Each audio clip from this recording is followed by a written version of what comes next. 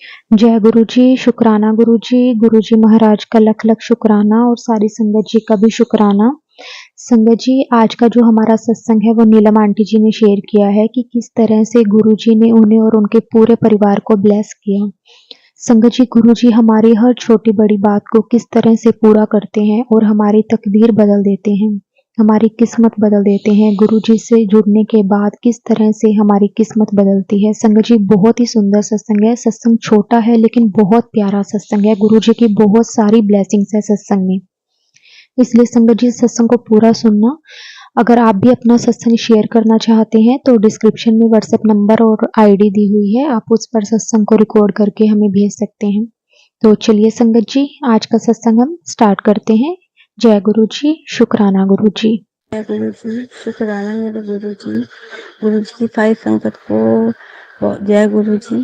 संगत जी, मैं आपके साथ एक सत्संग शेयर करना चाहती हूँ। ये सत्संग मेरे बेटे के ऊपर है। मेरा बेटा संगत जी यूपीएससी की तैयारी कर रहा है। उसको 3 साल हो गए एग्जाम देते, पर वो 3 साल क्लियर नहीं कर पाया। संगत जी, इसी बीच मेरा बेटा 3 साल से एंगेज भी है।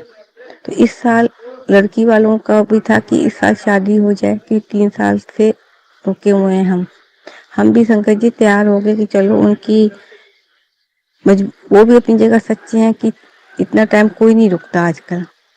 संकट जी, हमने शादी की डेट उन्होंने भी निकलवा दी, हमने भी निकलवा दी, और हमने शादी की जगह भी बुक कर ली, कमरे भी बुक कर लिए।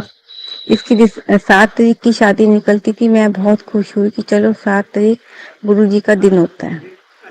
और जहाँ हमने कमरे बुक कराए, उन्होंने कहा जी आपको 2-3 दिन में सारे कमरे आपके बुक हो जाएंगे। संगत जी, 2-3 दिन बाद उनका फोन आता है कि 6 तारीख के लिए तो आपने हमें जितने कमरे बोले थे वो बुक हो गए हैं, पर 7 तारीख के लिए आपको एक भी कमरा इस होटल में नहीं मिलेगा। संगत जी, थोड़ी परेशानी होगी कि अब हम कहाँ जाएं।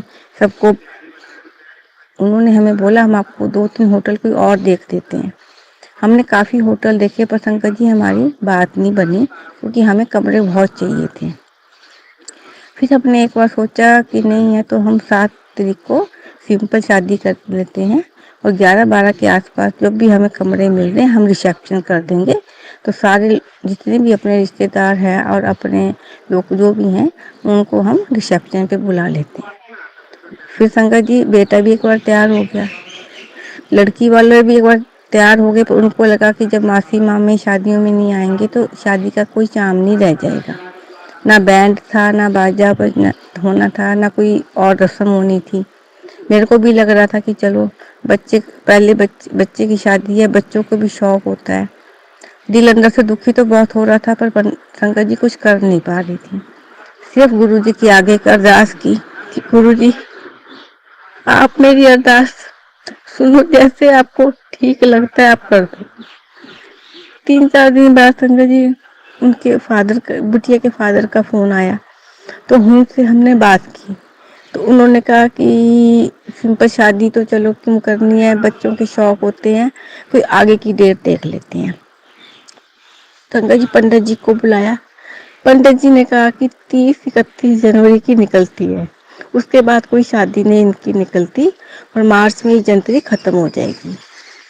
पंडित जी ने 30-31 की डेट निकाली।